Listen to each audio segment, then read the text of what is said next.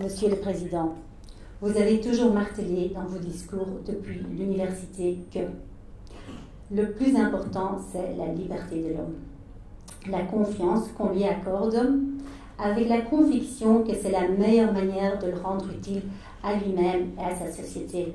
En somme, de le mettre face à ses responsabilités. Je suis certaine que l'apport de chacun des participants garantira la totale réussite de cette soirée conviviale, toujours plus décisive dans sa contribution à la démocratie, à la paix et au développement de notre monde. Sans plus tarder, je me fais l'insigne honneur de vous communiquer les moments séquentiels de cette soirée. Juste après mon introduction, nous inviterons le président Guillaume Soro à prononcer son speech de circonstance.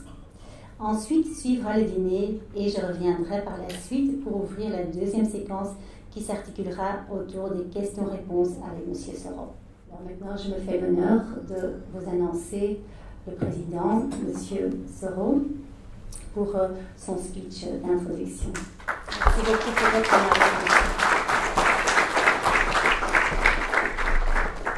Je voudrais d'abord remercier et saluer chacune et chacun. Vous saluer d'avoir marqué de votre présence, n'est-ce pas, cette invitation. Et avant toute chose, vous me permettrez, j'ai voulu le faire tout à l'heure, mais le protocole m'en a empêché. Je voulais serrer la main à chacun. Peut-être que ça prendrait plus de temps d'adresser vivement mes remerciements à toutes les personnalités ici présentes. Mesdames et messieurs, je suis candidat à la présidence de la République de Côte d'Ivoire pour l'élection présidentielle d'octobre 2020. Je suis candidat, ça vous le savez déjà. En revanche, ce que vous savez moins, c'est pourquoi je suis candidat et quelle est l'offre que je fais à mes compatriotes ivoiriens. C'est ce à quoi je vais m'atteler tout à l'heure. Mais avant, je voudrais vous dire que je suis Guillaume Soro, ivoirien, qui depuis plusieurs années s'est engagé dans le combat d'abord à l'université pour la liberté. Parce que fondamentalement, je crois en la démocratie. Je crois à une société ouverte, disponible, libre. Depuis ces années étudiantes, j'ai continué mon combat. Ce en quoi je crois. Je crois fondamentalement que chacun d'entre nous a la possibilité, la capacité de décider, d'apporter sa contribution à l'édification de la nation en ce qui concerne la Côte d'Ivoire. Et c'est pourquoi, après les années étudiantes, on m'a connu sur la scène politique avec des positions qui étaient sans ambiguïté. La première, je me suis engagé en 2002 avec d'autres Ivoiriens à dire non à ce que je considérais comme une injustice. Je me suis battu, vous avez pour certains certainement entendu parler, je me suis battu contre l'ivoirité. L'ivoirité qui était une notion pour moi totalement inacceptable, où on catégorisait les citoyens.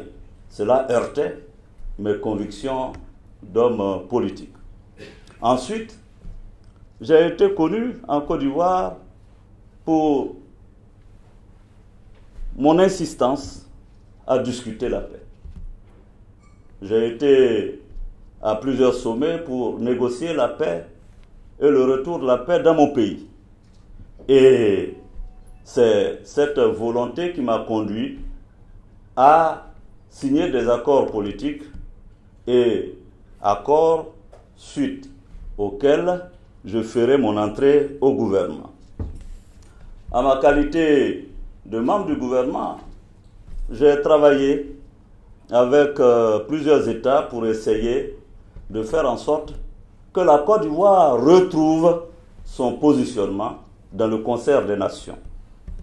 Et je dois dire que la place de Bruxelles a été une place importante pour la Côte d'Ivoire. Quand j'étais Premier ministre, c'est ici justement que je suis venu défendre les intérêts de la Côte d'Ivoire. Mais je n'ai pas fait que défendre les intérêts de la Côte d'Ivoire dans le cadre donc des accords de partenariat avec l'Union européenne. J'ai eu à défendre, n'est-ce pas, les intérêts de la sous-région et surtout, j'ai été partisan et partenaire, n'est-ce pas, d'accords qui pour moi devraient donc être des accords gagnant-gagnant. C'est une notion à laquelle je crois les jeunes générations d'hommes politiques en Afrique croient fondamentalement. Alors, je vous l'ai dit tout à l'heure, je suis candidat. Je suis candidat pour l'élection présidentielle d'octobre 2020 en Côte d'Ivoire. Pourquoi le suis-je? Je vous rassure, ce n'est pas une question d'ambition personnelle. C'est plutôt une ambition pour l'ensemble des Ivoiriens. J'ai décidé de me porter candidat parce que je considère, et beaucoup d'Ivoiriens, d'ailleurs une pétition a été signée en Côte d'Ivoire de 800 000 personnes réclamant cette candidature. J'aurais été, à mon avis, lâche de ne pas répondre favorablement. J'ai décidé de l'être au nom de ma volonté et de la volonté de mes compatriotes de faire autrement la politique. Nous voulons incarner un nouveau leadership en Afrique. Nous voulons rompre avec certaines pratiques que nous jugeons dommageables pour notre pays et pour le continent. Cette candidature que je souhaite que vous portiez à la fin donc, de mes propos tout à l'heure veut insister sur des rapports responsables, sur le respect entre les peuples et les nations. Je veux incarner ce nouveau leadership africain, cette jeunesse qui veut faire entendre sa voix, et à raison. En Côte d'Ivoire, 70% de la population est jeune. Et ce serait totalement inacceptable que je me débine à assumer la responsabilité de la génération. Et cette aventure électorale présidentielle, nous allons la faire avec le mouvement Générations et Peuples Solidaires, en abrégé GPS. GPS, vous connaissez. Chacun d'entre vous connaît ce que c'est que le GPS. Ce soir, je vous inviterai à embarquer dans le GPS. Parce que quand vous avez le GPS à bord, vous ne vous trompez pas. Très peu. Pour peu que les coordonnées soient introduites correctement. Et en Côte d'Ivoire, justement, nous voulons qu'avec le GPS, la Côte d'Ivoire et l'Afrique, partant, initient, engagent, imposent cette nouvelle façon de faire la politique. Mesdames et messieurs, en Côte d'Ivoire, la priorité pour moi sera de faire la réconciliation nationale entre toutes les filles et tous les fils du pays. La Côte d'Ivoire a connu une guerre qui a détruit, déchiré le tissu et la cohésion qui étaient de mise depuis Félix Houphouët-Boigny. Et nous allons prioritairement nous consacrer à la réconciliation nationale. C'est dans ce cadre d'ailleurs, je reviens de La Haye, où j'ai rencontré un compagnon, M. Blé Goudé Charles, pour parler de la Côte d'Ivoire et du rôle qu'il devra jouer dans le processus de réconciliation en Côte d'Ivoire. Naturellement, cette réconciliation obéira à tout un processus totalement maîtrisé. Vérité, repentance, réconciliation. Un pays comme l'Afrique du Sud a, avec succès, essayé cette méthode. Au Rwanda, où il y a eu un génocide, ça a été plutôt une justice transitionnelle. Et la Côte d'Ivoire devra, entre toutes ces propositions, trouver sa voie. Et c'est ce à quoi je vais m'atteler avec l'ensemble des femmes et des hommes de Côte d'Ivoire. Notre voie pour consolider le tissu social, pour consolider la nation. Et le GPS, justement, Générations et Peuples Solidaires, contribuera fortement à la construction de la nécessaire nation en Côte d'Ivoire. Ensuite, mesdames et messieurs, l'un des axes prioritaires de mon action, si demain j'étais élu, et j'ai foi que je le serai, président de la Côte d'Ivoire, sera d'apporter la paix et la sécurité à tous.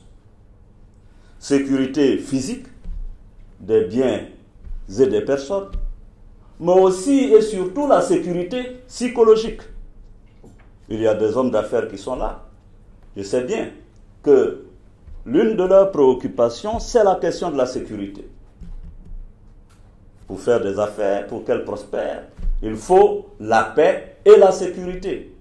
Et nous allons consacrer notre énergie à ramener l'état de droit et la sécurité en Côte d'Ivoire. D'ailleurs, j'évoquais tout à l'heure avec une journaliste la question du djihadisme dans la sous-région ouest-africaine. Et nous allons, avec la politique et avec la réforme de nos forces de défense et de sécurité, protéger les Ivoiriens contre le terrorisme. Et nous en avons les capacités. Ensuite, il s'agira pour nous, au-delà des autres axes, notamment la question de l'éducation, parce que pour nous, notre programme, ce sera éducation, éducation et éducation.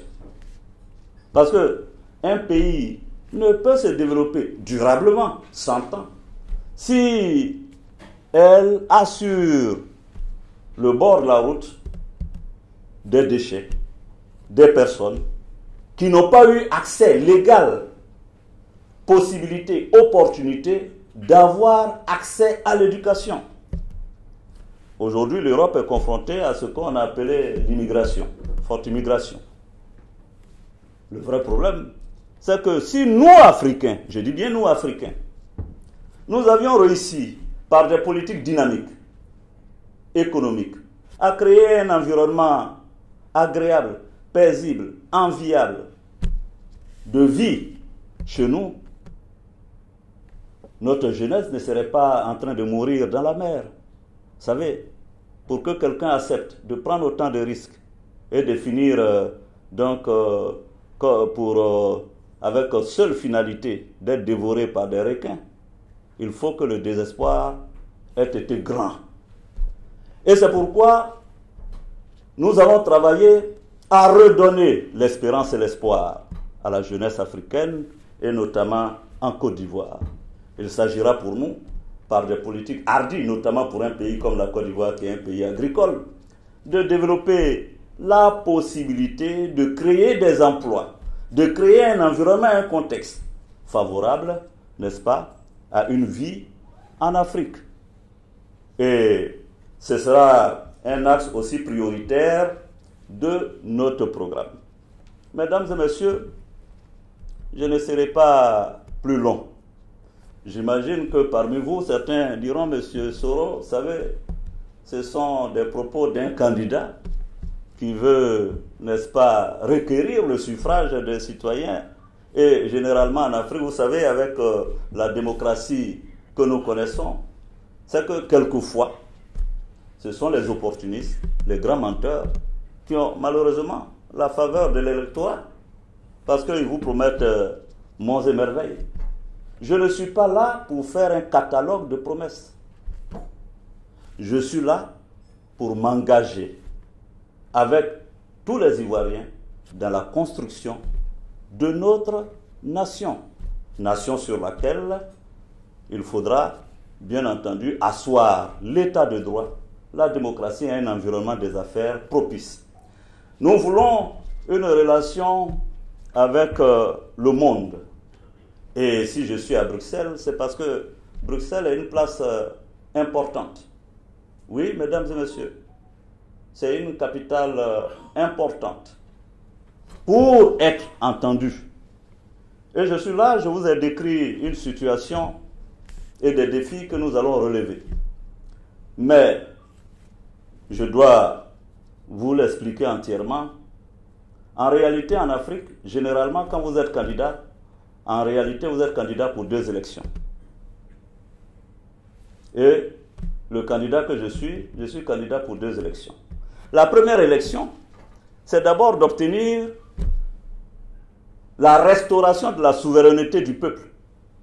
Qu'est-ce que je veux dire? Très souvent, vous allez à des élections et la souveraineté du peuple est bafouée. Et vous savez très bien que généralement en Afrique, les guerres partent des élections mal organisées. Chaque année, du moins chaque 5 ans, à la fin d'un mandat, nos pays sont fragilisés par la pression électorale. Et la Côte d'Ivoire, mon pays, qui a connu une crise post-électorale en 2010, qui a occasionné plus de 3000 morts, aujourd'hui inquiète, j'imagine, les Ivoiriens et les hommes d'affaires à l'approche de l'élection d'octobre 2020. Pourquoi? Simplement parce que la commission électorale indépendante qui est à l'heure actuelle mise en place en Côte d'Ivoire donne du tournis à tout le monde. C'est pourquoi je suis là pour dire que j'ai 2 élections à gagner. La première, c'est de gagner le fait, et c'est un droit inaliénable, indéniable aussi, du peuple de Côte d'Ivoire, de souhaiter avoir accès à des élections démocratiques qui permettent que le citoyen sente sa souveraineté restaurée. Et c'est ce que je suis venu vous demander.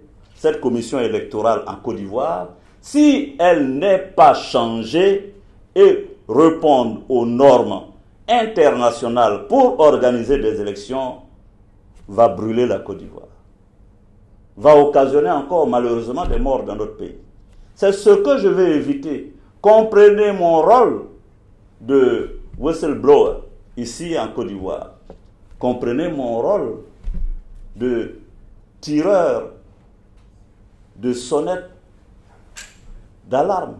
Merci de nous avoir écoutés. Merci d'être venus et je me tiens naturellement à votre disposition pour noter éventuellement les propositions, observations que vous ferez. Et enfin, je me soumettrai volontiers aux questions que vous voudrez bien me poser au nom de Générations et Peuples Solidaires. Merci.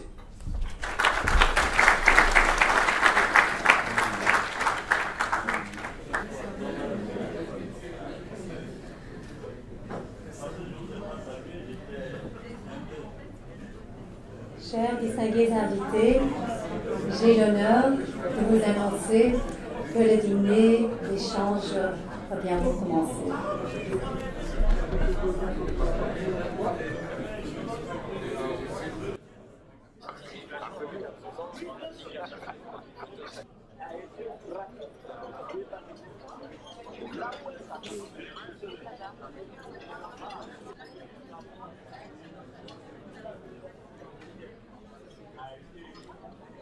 J'aimerais que vous exprimiez votre vision, votre présentation du panafricanisme. Nous nous sommes rencontrés en 2016 à Abidjan lors d'un colloque sur le panafricanisme. Est-ce que votre vue a changé? Comment voyez-vous les États-Unis d'Afrique indépendants? J'ai beaucoup d'amis Côte d'Ivoire. Il y a des années, ils m'ont demandé, on a parlé aussi de vous, ils m'ont dit que vous n'êtes pas normal.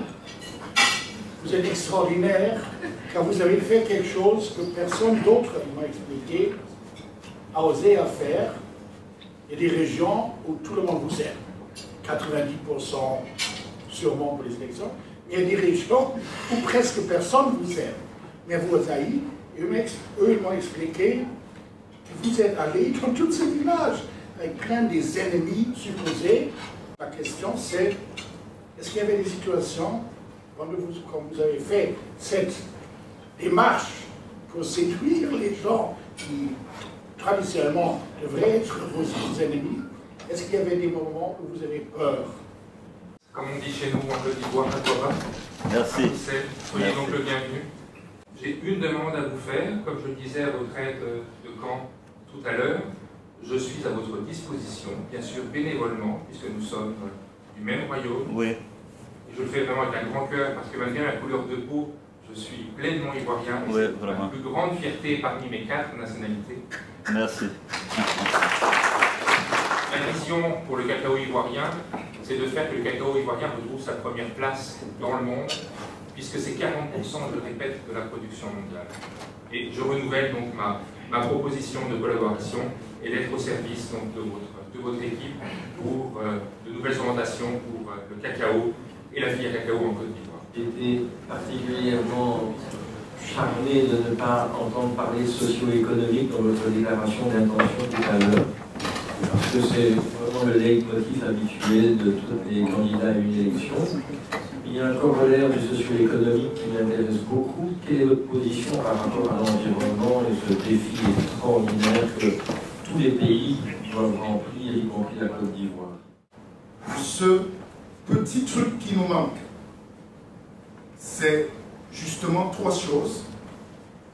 Savoir travailler en équipe, la discipline dans l'exécution des tâches et une certaine probité dans l'exécution de l'action. Dès que vous avez ces 3 éléments, vous avez la Côte d'Ivoire, premier producteur de cacao, et premier producteur de valeur ajoutée mondiale. Alors, je voulais quand même dire qu'il faut que les gens comprennent que votre programme doit être axé sur l'industrie. Et l'industrie, c'est quoi? Ce n'est pas avoir le pain des autres, avoir le blé des autres, parce que nous pouvons faire le pain, nous pouvons faire le blé, mais il ne faut pas que les autres se fassent le blé sur notre dos.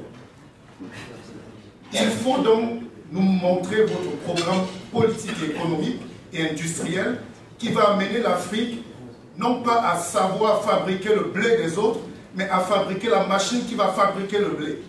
C'est tout ce qui nous manque. Faites-le, monsieur Guillaume Soro, faites-le, président Soro, et nous serons derrière vous. Ma question est... Alors, on sait très bien que l'Afrique, c'est la jeunesse, et la jeunesse, c'est le futur. Comment comptez-vous, monsieur le futur président, d'engager cette jeunesse dans la jeunesse et aussi la femme dans le monde politique, dans la prise de décision, dans voilà, l'engagement socio-économique et politique. Merci. Nous allons commencer avec la première question. La question était donc, il y a des régions que vous avez visitées, que vous êtes très populaires, et il y a des régions que vous avez visitées où vous n'êtes pas du tout aimé même. Comment était cette situation? Comment avez-vous vécu cette situation? Je suppose qu'il fait référence à ma décision en 2011-12 d'aller dans des régions qui étaient décrétées des régions hostiles à notre régime, au gouvernement de M. Ouattara. Faut-il que j'explique qu'en 2010-2011, il y a eu une crise en Côte d'Ivoire.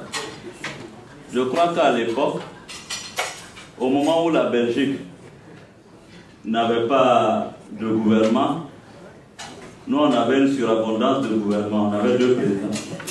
Je crois qu'en 2011, on avait une surabondance, on avait 2 présidents qui se disputaient la fonction.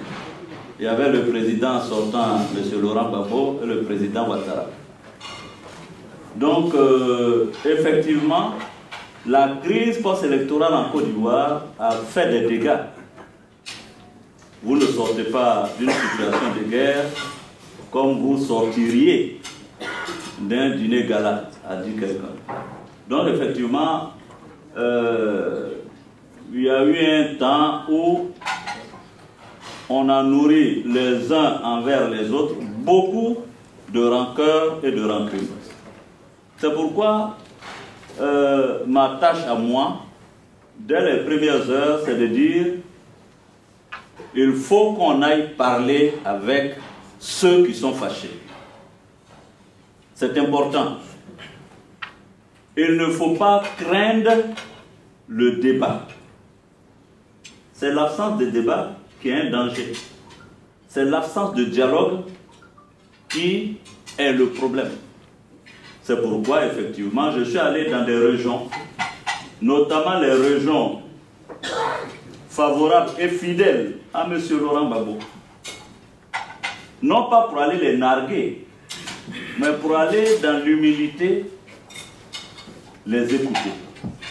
Et c'est vrai que certains m'avaient totalement déconseillé de prendre ces risques-là, mais pour moi, c'était important que j'aille écouter les parents de M. Laurent Gbagbo.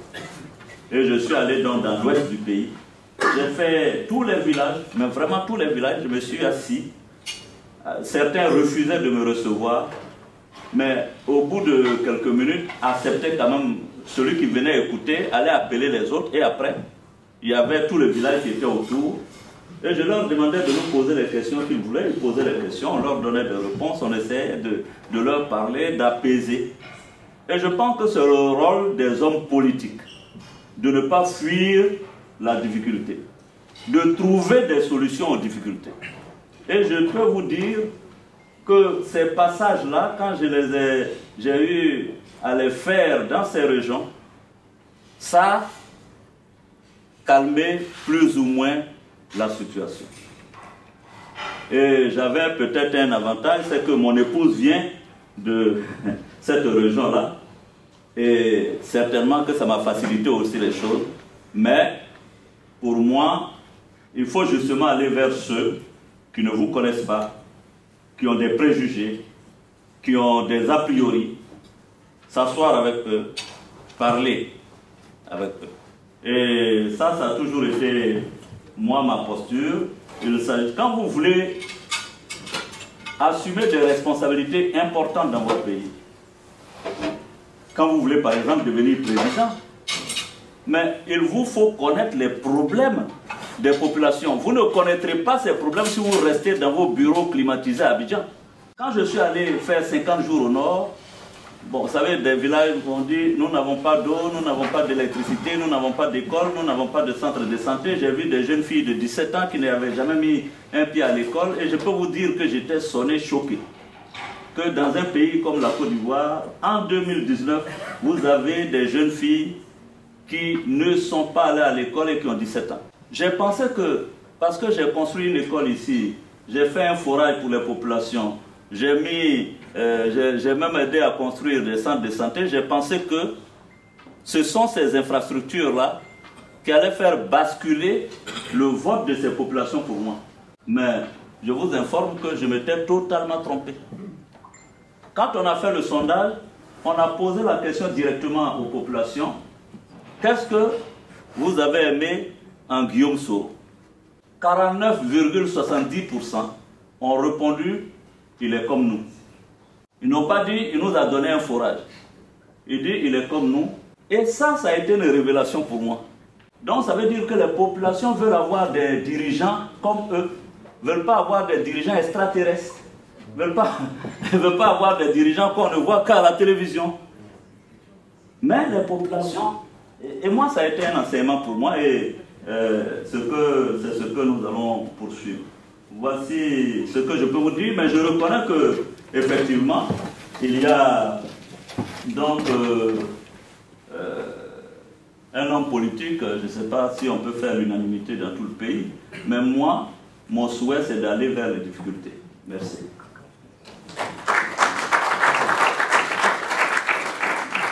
Je suis panafricaniste. Quelle est mon idée du panafricanisme? Je suis, et je peux le dire, je crois que M. Luc a posé la question de façon pédagogique, puisqu'il sait bien les prises de position que j'ai eues en Côte d'Ivoire. Je pense que je suis africain, je l'assume.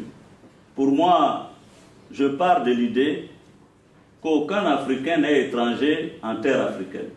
Je suis chez moi au Congo, je suis chez moi au Mali, je suis chez moi partout en Afrique. C'est une idée très importante, de sorte que je vois le développement de l'Afrique de façon dynamique. Je considère que l'Afrique, et je vais vous citer un exemple, l'Afrique n'a normalement besoin de rien. Nous avons les ressources, nous avons la population et comment on appelle, la ressource humaine est de qualité, elle est jeune, elle a la force, la fougue de travail, on a tout. Ce qui nous manque, quelqu'un l'a dit, c'est le leadership. On n'a pas un leadership, en tout cas, le leadership n'a pas fait preuve d'une certaine capacité à prendre le destin de l'Afrique en main. Je vais vous donner une anecdote. J'ai été président de l'Assemblée nationale de mon pays. Et j'avais invité le président de l'Assemblée nationale française de l'époque, qui s'appelle Claude Barthelone, à venir me visiter en Côte d'Ivoire. Donc il est venu, je suis allé l'accueillir à l'aéroport et nous sommes allés dans le salon d'honneur le temps que la presse nous interroge. Et j'ai engagé une conversation avec lui. Lorsqu'il m'a dit que, en sa qualité de président de l'Assemblée nationale française, le président chinois faisait une visite en France, une visite d'État. Quand c'est une visite d'État, le président hôte passe saluer toutes les institutions. C'est-à-dire, il passe à l'exécutif, représenté par le président de la République, passe à l'Assemblée nationale. Donc, dans ce cadre-là, le président chinois devait passer à l'Assemblée nationale française et c'est Claude Barthelone qui le recevait. Il me dit, Guillaume, naïvement, le président chinois vient. Alors, je récite ce qu'on m'a écrit sur ma fiche. Donc, je lui dis, monsieur le président, vraiment, je voudrais d'abord vous remercier parce que 150 000 étudiants chinois chaque année viennent en France. Vous avez raison de faire le choix de Molière, de Victor Hugo, des belles lettres. Et il voit que le président chinois est un peu embarrassé, il regarde. Il lui dit non, monsieur le président de l'Assemblée. Oui, la Chine envoie 150 000 étudiants en France.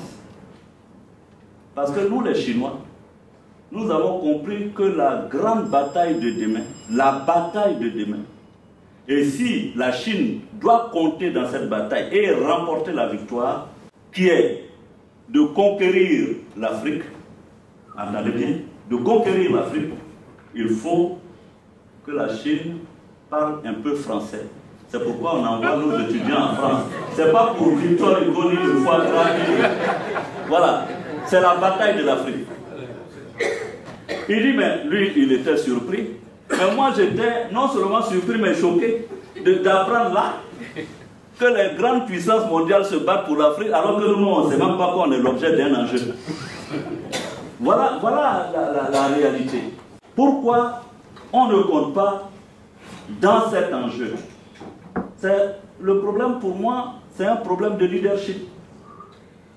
Il faut que le leadership africain assume sa responsabilité et sache que nous avons tout en Afrique. Et nous avons les moyens de notre propre développement. C'est pourquoi dans mon programme, j'ai parlé de développement endocentré. C'est-à-dire qu'un pays comme la Côte d'Ivoire, nous avons un potentiel incroyable. En 1960, à notre indépendance,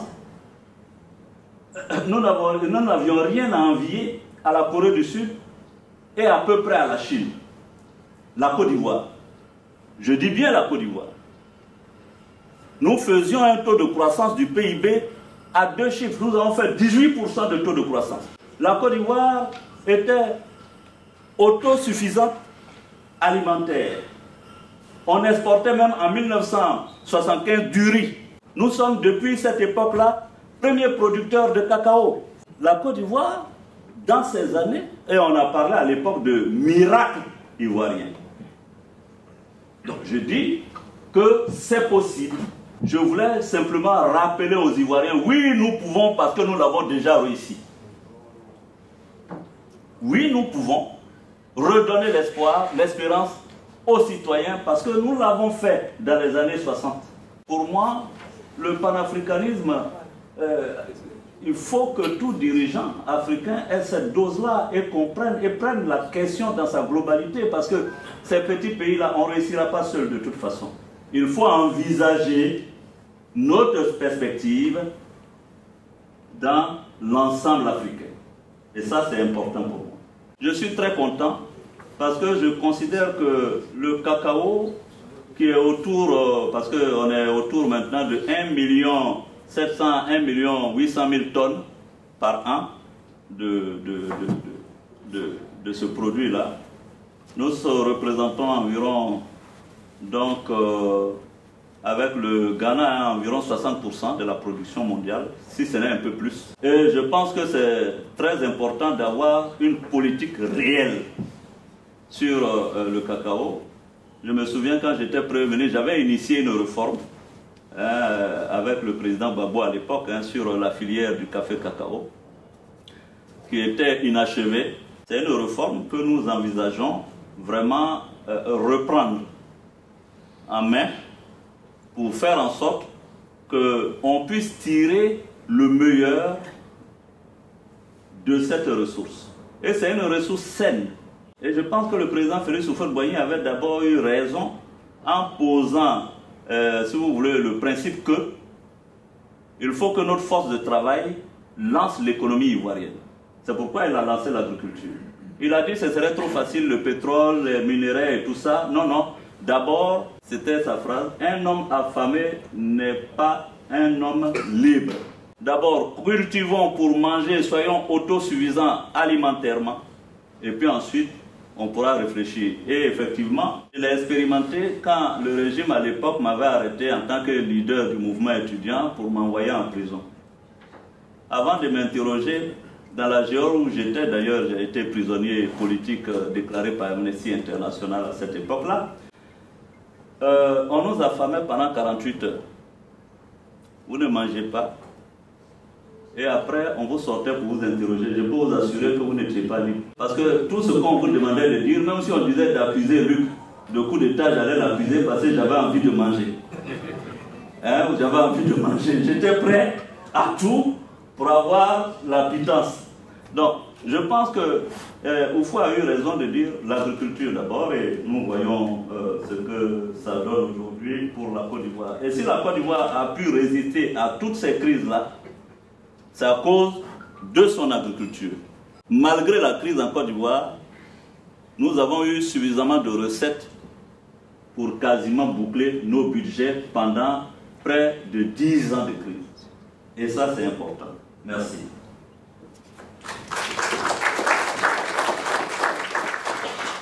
Monsieur le Président, quel est votre programme vis-à-vis de l'environnement écologique? Nous nous sommes rendus compte que, justement, protéger l'environnement, et la Côte d'Ivoire est aussi un cas. Vous savez que nous avons, mettons, autour de 28 millions de forêts que nous avions. Je crois que Touré, si je ne me trompe pas, les chiffres, c'est 3 millions aujourd'hui que nous avons. Alors, donc pour nous, la question de l'environnement se pose avec acuité. D'autant plus que nous voyons, même, et tous les Ivoiriens vous le diront, le changement donc, climatique qui s'opère dans notre pays aujourd'hui. Moi, je me souviens que tout jeune à l'école primaire, les champs déjà débutaient autour du mois d'avril. Mais aujourd'hui, tout ça a reculé. La dernière fois que j'étais au village, les paysans, aujourd'hui, donc on commence les semis. Mon père a été dans la culture à télé. J'ai trouvé un ami à mon père ici. Il sait très bien que je connais ce que c'est que la culture. Parce que mon père était d'abord à travailler pour une compagnie qu'on appelait la compagnie ivoirienne pour le développement du textile.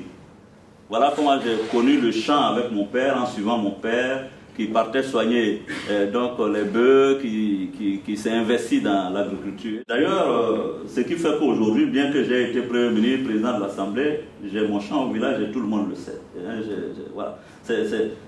Comment dire, c'est un héritage, si vous voulez, de mon père. La question de l'environnement, de l'écologie est une question importante.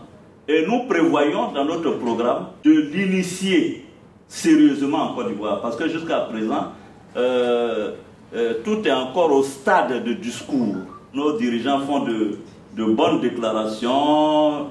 Ils ont tous très bien compris aujourd'hui que si vous voulez plaire à une certaine opinion en Europe, il faut toujours mettre un paragraphe sur l'écologie, sur l'environnement dans leur discours. Ils ont bien compris le topo. Mais nous, au-delà du discours, c'est quelque chose à laquelle nous allons donner vie en Côte d'Ivoire. Par exemple, les schémas directeurs, les plans de la construction, etc. vont être imprégnés. Non pas parce qu'on nous l'a dit ou on nous l'a demandé, mais parce que nous-mêmes, c'est quelque chose dès l'enfance que nous avons cultivé. Nous avons appris à respecter l'environnement dans les villages. Et c'est pourquoi d'ailleurs, le problème de l'écologie aussi, de l'environnement aussi, du changement climatique, c'est vraiment pas l'Afrique aujourd'hui le problème. Je crois que vous le savez. Donc, nous allons sur cette question être très dynamique et efficace. Évidemment, dans le résumé que j'ai fait tout à l'heure, je n'ai pas pu aller dans les détails donc, de notre programme sur l'environnement. Quel est votre programme économique? Ok, merci. Donc, sur ça, je crois que nous sommes parfaitement d'accord. Je pense que dans les pays comme les nôtres, je dis bien dans les pays comme les nôtres, qui sont, comme on les a qualifiés, des pays sous-développés, sous-développés, je pense qu'on a besoin, et j'insiste là-dessus, d'un bon leadership. Il a dit, savoir travailler ensemble, être discipliné et de la probité. C'est bien ça. Les trois éléments qu'il aimerait avoir dans le leadership donc africain pour réussir, si vous voulez, à développer, à amorcer, à lancer et à impulser le développement dans nos pays. Je suis parfaitement d'accord pour dire qu'effectivement, pour moi, qui a été ministre, Premier ministre, président de l'Assemblée nationale, sur, mettons, je ne sais pas, une quinzaine d'années, je pense que nous pouvons réussir des choses, mais il faut que ces choses-là soient impulsées par un leadership dynamique. Et je l'ai dit tout à l'heure, pour moi, c'est important. Donc, depuis quelques années, nous avons commencé à construire notre programme, donc d'abord le projet de société, parce que souvent, l'erreur qu'on fait, c'est de croire que, bon, on vient et puis on écrit quelque chose assis dans nos bureaux pour les populations. Moi, j'ai voulu faire l'inverse. J'ai voulu que notre programme politique, économique, social, environnemental ne soit pas écrit pour une fois par des experts. J'ai délimité le champ des experts. J'ai dit aux experts, allez me faire un diagnostic, l'état des lieux. Allez sur le terrain, voyez l'état des lieux. Ils sont allés, on a fait un diagnostic. Je crois, Touré, ça devrait être autour des années 2015. On a commencé à faire l'état de la nation ivoirienne. Donc, nous avons fait le diagnostic. C'est comme un malade. Quand il va à l'hôpital, on ne le conduit pas directement chez un spécialiste. Il y a un généraliste qui vous reçoit, qui fait votre état des lieux, qui vous fait un bilan sanguin pour voir si... Voilà. Donc, un pays aussi, c'est cette démarche, à mon avis, c'est cette démarche qu'il faut... Voilà. Donc, on va d'abord savoir ce qui a été fait, ce qui a été bien fait, ce qui a été mal fait, qu'est-ce qu'il reste à faire, etc. C'est en fonction de ce diagnostic qu'on peut envisager le programme. Mais avant d'envisager le programme, il faut déjà que celui qui envisage demain de diriger le pays rêve son pays, ait une vision pour son pays. Qu'est-ce que la Côte d'Ivoire peut réussir en Afrique de l'Ouest, sur le continent et dans le monde? Projeter la Côte d'Ivoire dans le monde. Rêver mon pays. Et c'est ce que nous avons fait dans ce qu'on appelle le cadre du projet de société. Et comme j'avais eu la chance, quand j'étais à la primature, de conduire plusieurs études sur notre économie, donc on a fait le projet de société que nous allons publier dans le cadre d'un livre. Parce que je veux que les Ivoiriens sachent exactement ce sur quoi je m'engage et ce que je leur promets, offre. Quelle est l'offre politique que je fais aux Ivoiriens? On ne va pas aller... Je pense qu'il faut être sérieux, il faut être méthodique. Et nous allons mettre de la méthode dans la façon de faire en Côte d'Ivoire. Parce que... et puis aussi on a regardé ce que les autres ont fait comme erreur. Quand vous promettez, quand vous faites un catalogue de promesses, c'est-à-dire que vous promettez 150 choses à faire, vous avez la probabilité de n'en faire, que très peu est élevée. Donc, nous avons un projet de société et nous allons sortir le programme de gouvernement. Qu'est-ce qu'un programme de gouvernement? C'est les actions, les activités que le gouvernement va mettre en œuvre, les mesures que le gouvernement va prendre pour, comment on appelle ça, pour appliquer une politique. Et donc, pour le programme de gouvernement, quand les experts ont fini la part du diagnostic, j'ai voulu que les Ivoiriens eux-mêmes s'impliquent. Je ne suis pas un messie. Je ne suis pas un omniscient qui vient pour dire, peuple de Côte d'Ivoire, je sais de quoi vous souffrez, je viens vous offrir un programme tout fait, voilà, sorti des grandes machines. Non, non, non, non. Moi, c'est avec vous que nous allons construire notre programme de gouvernement. Moi, je n'en serai que le PCO, le président du conseil d'administration et d'application de ce que vous aurez décidé. Parce que si vous regardez bien un pays comme la Côte d'Ivoire, l'Ouest, si vous faites bien ce travail de diagnostic, vous verrez que les préoccupations de l'Ouest de la Côte d'Ivoire ne sont pas les mêmes préoccupations que l'Est de la Côte d'Ivoire. Il y a des nuances, sinon des différences. Donc l'approche que nous voulons, c'est une approche participative dans la rédaction de ce qui sera notre programme. Et le fait que j'ai sillonné la Côte d'Ivoire, je me suis aperçu que quand vous êtes dans le nord de la Côte d'Ivoire, leurs préoccupations, ce sont les produits agricoles. Mais quand vous êtes dans l'ouest, ce n'est pas du tout ça. Leur problème, ce sont les infrastructures. Il faut mettre ça en cohérence. Et nos experts, à la fin, mettront tout ça en cohérence. Donc, dès demain, sur ma page Facebook, nous avons listé tous les secteurs de notre programme de gouvernement, de notre projet de gouvernement, de programme. Et nous allons inviter tous les Ivoiriens, tous les experts, tous ceux qui sont intéressés par la Côte d'Ivoire et son développement à venir interagir avec nous. Nous allons recueillir l'ensemble des propositions et notre pôle d'experts va travailler et sortira. Retenez-le, ceux qui sont en politique. Je dis bien, aussi pertinent que soit une idée, une réforme, si le peuple n'a pas le sentiment que c'est lui, en définitive, qui a contribué à faire la réforme, votre réforme, aussi brillante soit-elle, quand vous allez vouloir la mettre en pratique, va connaître des réticences. Donc, nous ne voulons pas demain, parce que demain, je veux pouvoir dire aux Ivoiriens, c'est vous qui avez pris cet engagement, c'est vous qui avez rédigé ce programme, donc on va l'appliquer. Aujourd'hui, les Ivoiriens, la politique a changé en Afrique, avec les réseaux sociaux, voilà.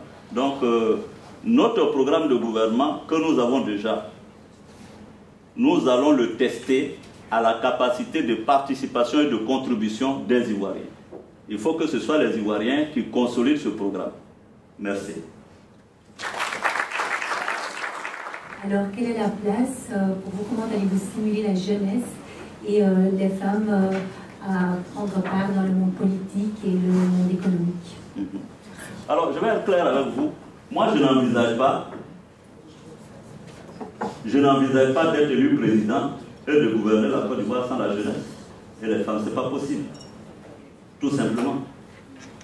Parce que la population ivoirienne, 70% de la population ivoirienne, je dis bien 70% est jeune.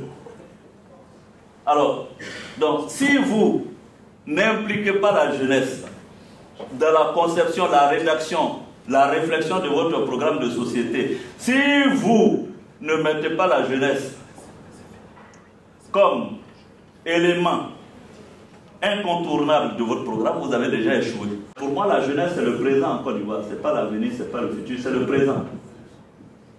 Et je veux être justement le porte-parole de cette jeunesse. Je pense que quand même le leadership en Afrique a besoin d'une touche de fraîcheur, de jeunesse. Et ça, c'est important. Et moi, je peux vous dire, en 1990, je dis bien en 1990, j'étais étudiant. J'étais étudiant. Houphouët-Boigny était président. Ouattara était son premier ministre. Bédi était son président de l'Assemblée. Gbagbo était son principal opposant. De 90 en 2019, c'est encore les mêmes trois qui disent « Ah non, non, non, Guillaume, tu es un gamin, il faut que nous laissions encore diriger le pays. » Bon, honnêtement, je n'ose même pas vous demander combien de premiers ministres de 90 à aujourd'hui sont passés en Belgique. Est-ce que vous avez le nombre? Mais je sais qu'en France, il y a eu 6 présidents qui se sont succédés aux 4. À tout le moins, il y a eu Mitterrand, il y a eu Chirac, il y a eu Sarkozy, il y a eu Hollande, il y a eu... Et maintenant, on a Macron. 5 présidents. De 90 à aujourd'hui, bon, on me dit, moi encore en 2019, d'attendre 2030. Vous ne trouvez pas que c'est quand même... Enfin, je ne veux pas... Mais, à mon avis, il faut aussi essayer une autre histoire avec la Côte d'Ivoire. C'est pourquoi, pour revenir à la question plus précisément, la jeunesse, pour nous, c'est le présent, c'est le pilier. C'est pourquoi, tout à l'heure, j'ai répété le mot éducation 3 fois. Pour moi, il faut investir massivement dans l'éducation et faire en Côte d'Ivoire une éducation d'excellence. Je n'ai pas dit élitiste, j'ai dit excellence. Donner la chance. Par l'éducation, nous allons réduire les disparités et nous allons créer la cohésion sociale. Par l'éducation, nous allons rapprocher toutes les couches. En donnant l'égale chance aux fils du pauvre du nord de la Côte d'Ivoire, la même chance qu'au fils du Premier ministre ou du président de l'Assemblée nationale, les mêmes chances d'avoir accès à une bonne éducation, ça permet d'effacer ces écarts et ces disparités, comment on appelle, sociaux. Écarts et disparités sociaux. Donc, l'éducation comme moyen de cohésion sociale et nationale. Et si moi, mon père, on lui imposait de payer l'école privée pour moi, je suis sûr que je serais aujourd'hui au village, assis. Parce que mon père n'avait pas les moyens de me payer une école privée. Je vous le dis tout net. Il ne pouvait pas me payer une école privée. Donc, Houphouët-Boigny, quand en 1970, mettait l'éducation en priorité, il avait conscience qu'il travaillait pour rassembler les Ivoiriens, pour réduire les écarts, pour donner la possibilité aux fils qui est au nord de la Côte d'Ivoire pauvre, aux fils d'Abidjan, et généralement, je peux vous dire, hein, c'était à notre époque, quand on était dans les mêmes places là, souvent, nous on venait premier avant les enfants des riches, hein, dans la classe. Vous voyez, parce que pour nous, quand tu vas à la maison, ton père te dit, mais si tu n'as pas de bons résultats à la maison, tu vois bien l'alternative pour toi, c'est d'aller au champ, hein, c'est très clair. Hein. Voilà, donc ça poussait... Alors, donc c'est pour vous dire, pour me résumer là-dessus, nous allons investir dans l'éducation et nous allons proposer donc à cette jeunesse, par la création et l'investissement public que nous allons faire, et aussi l'accompagnement des PME, offrir la possibilité à ces jeunes-là de travailler à leur tour. Et moi, je suis intéressé de faire en sorte qu'on offre des perspectives dynamiques aux jeunes en Côte d'Ivoire et ainsi réduire, n'est-ce pas, le flot migratoire. On ne réussira pas à réduire le flot migratoire par la menace, par ceci, par cela, c'est pas vrai. Si vous voulez construire une clôture de 12 mètres, les jeunes là, en Afrique iront chercher des échelles de 13 mètres pour sauter la clôture et puis descendre. Ce qu'il faut faire, c'est d'investir dans l'éducation, d'investir donc dans le secteur privé, permettre de développer l'esprit entrepreneurial au niveau des jeunes et leur offrir des perspectives d'emploi pour qu'ils vivent dans leur pays. Merci.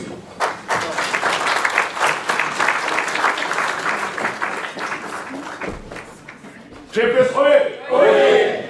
Monsieur le Président, voilà, ça va dire.